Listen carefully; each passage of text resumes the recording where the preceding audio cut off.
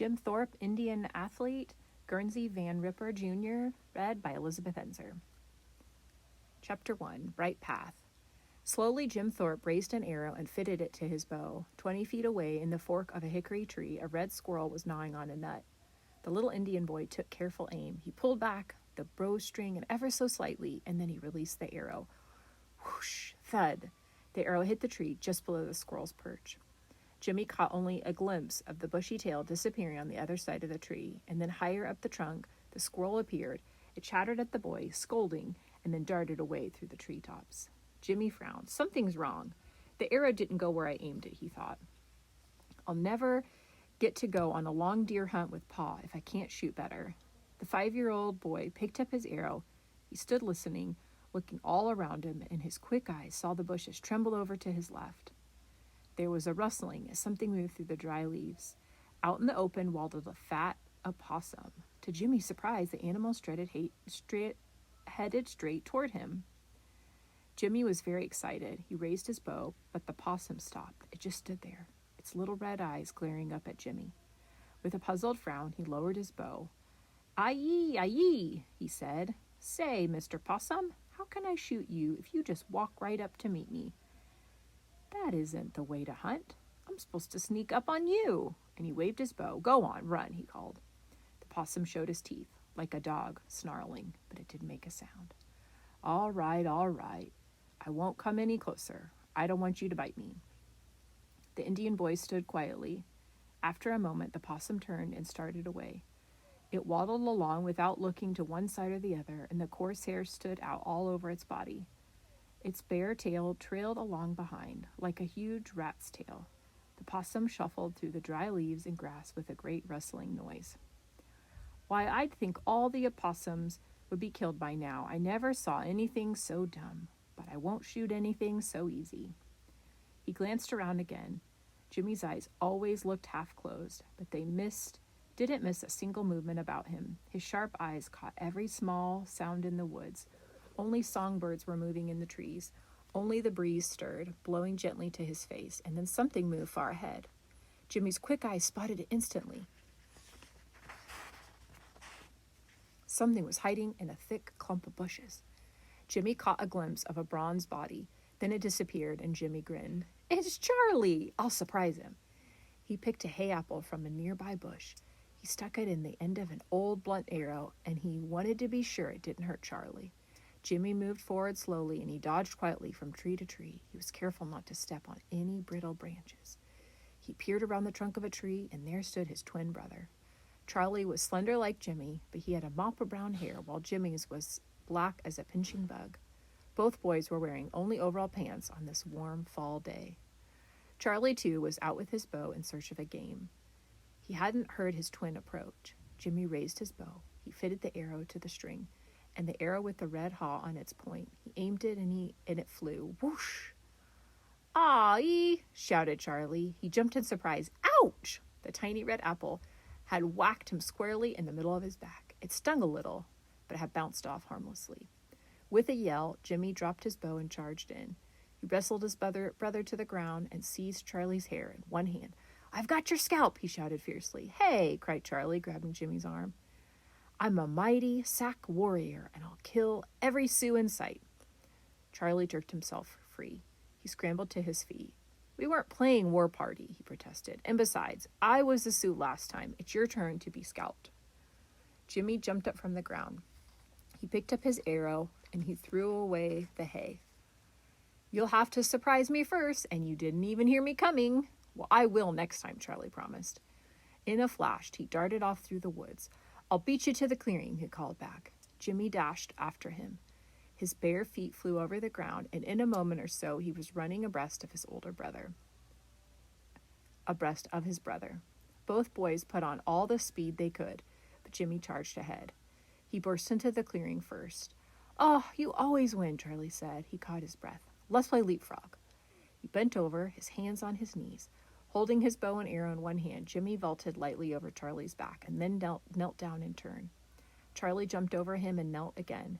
Jimmy ran forward to jump. Just as he put his hands on Charlie's back, his brother dropped to the ground. "Yay!" Jimmy shouted. He was about to fall flat on his face. His bow and arrow flew out of his hand. His leg kicked wildly in the air, but he quickly ducked his head and did a complete somersault and came up on his feet. "Well, what are you doing down there, Charlie?" he asked. He did not smile. Charlie had played a trick on him, but now the joke was on him.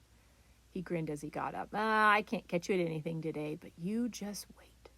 "Oh, I will," said Jimmy, chuckling. "And now I'll tell you about the possum I saw."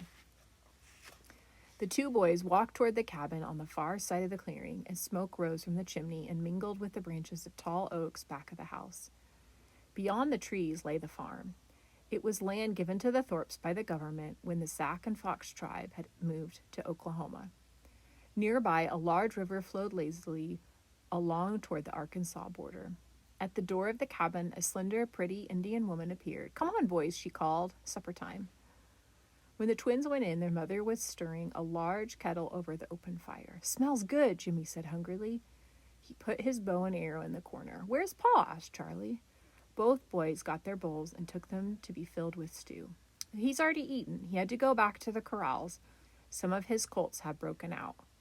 "I wish we could help him," Jimmy said. "He used to let George help before he went to school." George was the oldest Thorpe boy.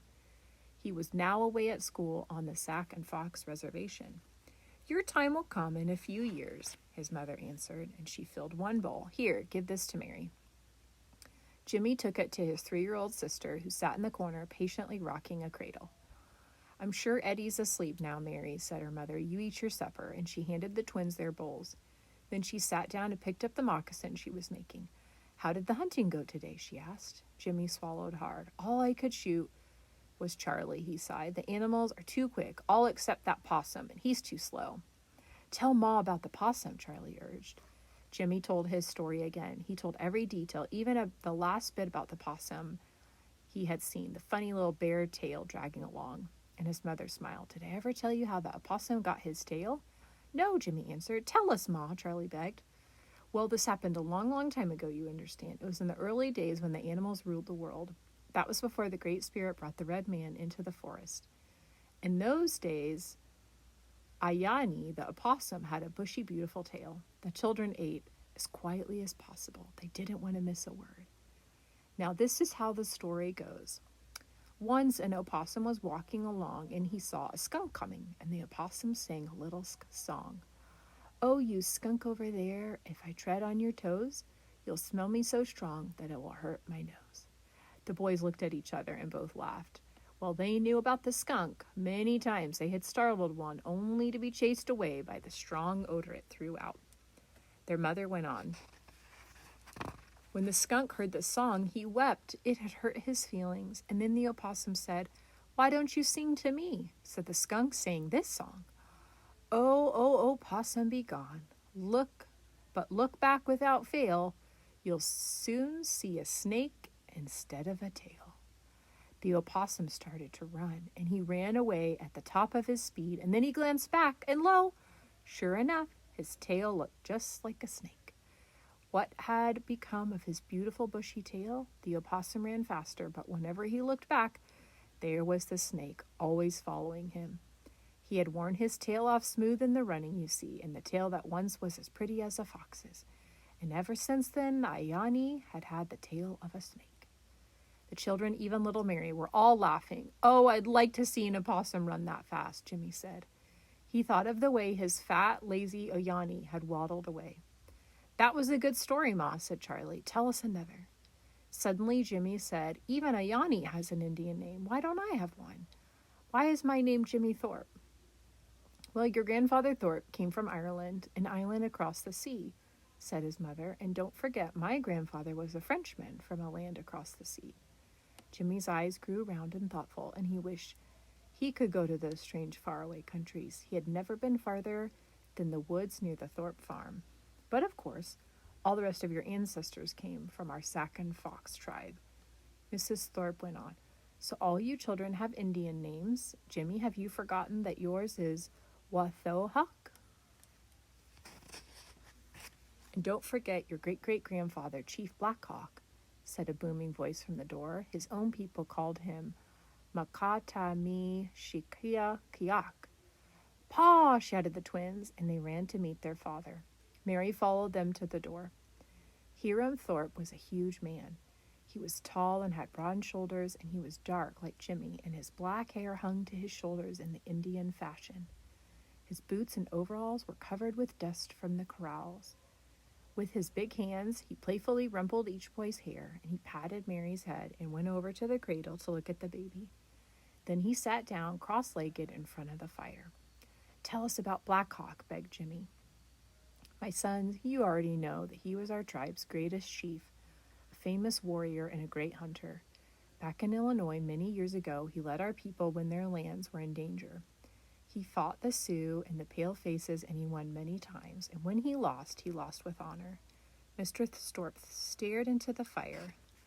The boys sat quietly, and their mother had gone to put Mary to bed in the other room. "Charlie, will you fetch my moccasins?" Charlie went into the other room. Mr. Thorpe pulled off his boots. "You youngsters are past 5 now. You're not babies any longer. You must think of Chief Black Hawk," he said. "You must try to follow his path. Especially you, Jimmy." "Me, Pa?" "Yes, my son. All of our people think you are like little Black Hawk. You are slender and quick and handsome, just the way our oldest men remember the chief." Jimmy stared at his father in surprise. "But that's not enough to look like a chief, my son. You will have to prove your own courage and skill." "But, Pa, the Sac and Fox tribe doesn't fight white men or other Indians anymore. We live on a farm. How can I be a great chief?" Mr. Thorpe gazed steadily into the fire. "It is true that times have changed.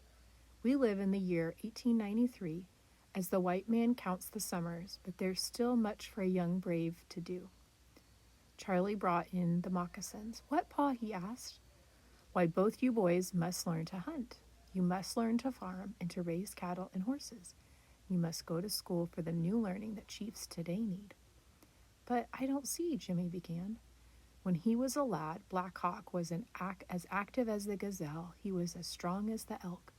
He could track an animal for days without stopping." Jimmy looked at big Hiram Thorpe. "Pa is like that too," he thought proudly. "But will I ever be as big as Pa or Black Hawk?" "The day you were born, the sun shone brightly on the path toward our cabin, so we named you Wathohuk, which means bright path," said Mr. Thorpe. "Your time for great deeds will come. You must learn all your lessons well, and you must be ready." He stood up. "Enough of talking," he said. "Now go to bed. You boys have chores to do early in the morning." Rolled in his bearskin in the next room, Jimmy lay awake a long time.